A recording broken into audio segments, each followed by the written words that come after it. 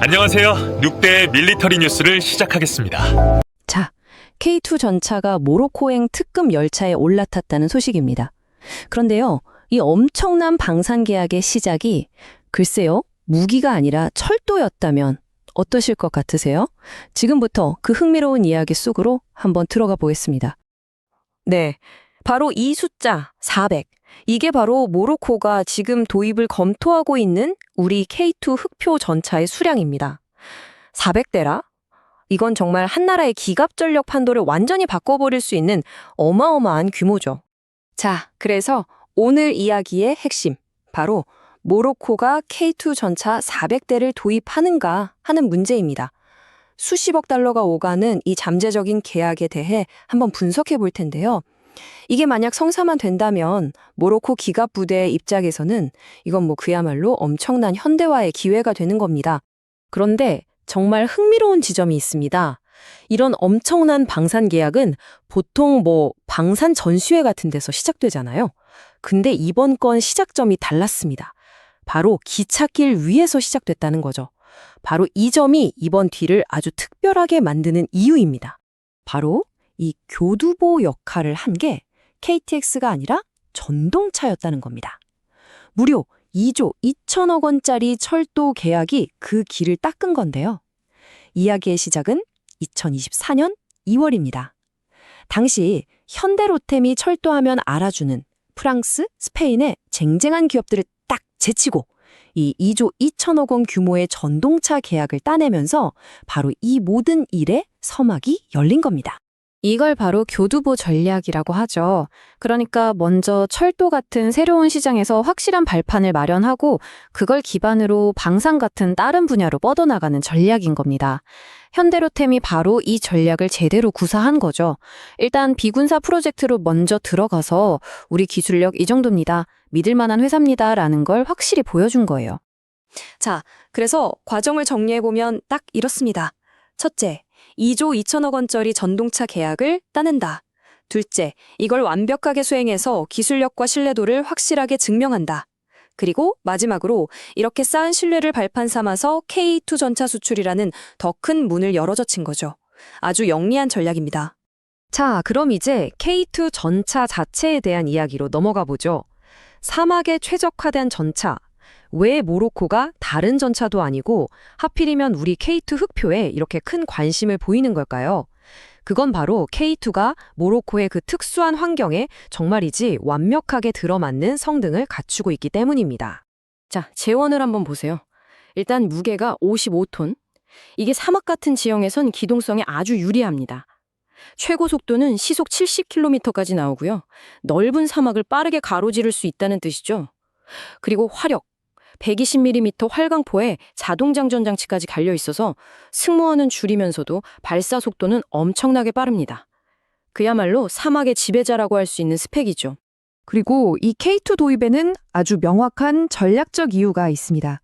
이건 그냥 낡은 장비를 새 걸로 바꾸는 수준의 이야기가 아니에요. 바로 옆 나라, 라이벌인 알제리가 500대가 넘는 T-90MS 전차를 굴리고 있거든요. 그러니까 모로코 입장에서는 여기에 확실하게 대응할 수 있는 카드가 필요한 거고 그 카드가 바로 K2인 셈입니다. 자, 그럼 가장 궁금해하실 부분이죠. 협상 현황과 앞으로의 일정입니다. 과연 이 계약 지금 어디까지 진행됐고 앞으로 어떤 과정을 거치게 될까요? 그 타임라인을 한번 짚어보겠습니다. 잠시 안내해드리자면 더 많은 밀리터리 정보를 원하신다면 구독과 좋아요, 알림 설정까지 꼭 부탁드립니다. 자, K2 계약으로 가는 길을 한번 보시죠. 첫 단추는 2025년 4월에 끼워졌습니다.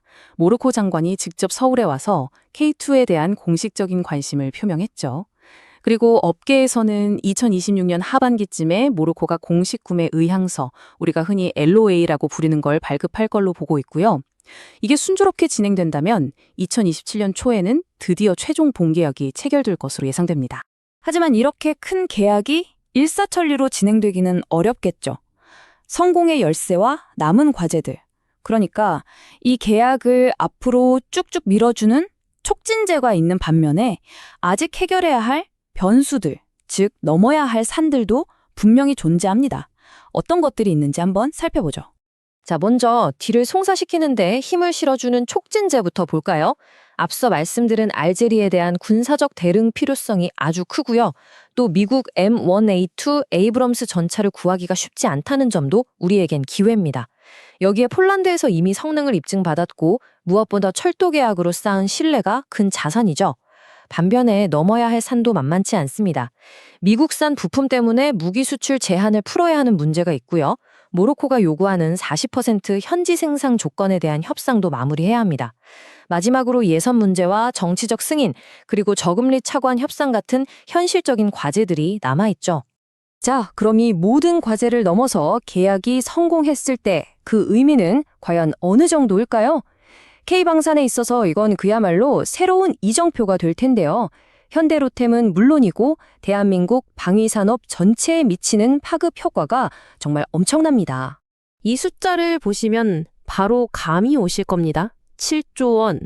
이게 만약 성사되면 현대로템의 연 매출이 이 계약 하나로 7조 원을 그냥 훌쩍 넘어서게 될 거라는 예측입니다. 정말 대단한 액수죠. 그리고 여기서 끝이 아닙니다. 이 숫자는 더 엄청납니다. 20조 원. 현대로템의 전체 방산 수주 잔고가 이 계약으로 20조 원을 넘어서게 됩니다. 이건 그야말로 천문학적인 숫자죠. 앞으로 몇 년간은 정말 든든한 성장 동력을 확보하게 되는 겁니다. 그러니까 단순히 돈을 많이 버는 상업적인 성공 그 이상의 의미가 있다는 겁니다. 이게 바로 아프리카 대륙의 K방산의 깃발을 처음으로 그리고 아주 단단하게 꽂는 전략적인 승리가 되는 거죠. 장기적인 파트너십은 물론이고 아프리카라는 거대한 신시장을 개척하는 첫걸음이라는 데 아주 큰 의미가 있습니다. 자, 이제 마지막 질문입니다. 과연 아프리카 대륙 최초의 K2 운용국이 탄생할 수 있을까요? 철도 계약이 정말 활짝 열어준 이 기회의 문을 현대로템이 K2 전차를 몰고 당당하게 통과할 수 있을지, 이번 거래의 성공 여부가 앞으로 K방산의 영토가 어디까지 확장될지를 결정짓는 아주 중요한 분수령이 될 것임은 분명해 보입니다. 지금까지 코딩하는 늑대의 밀리터리 이야기였습니다. 구독, 좋아요, 알림 설정 부탁드립니다. 감사합니다.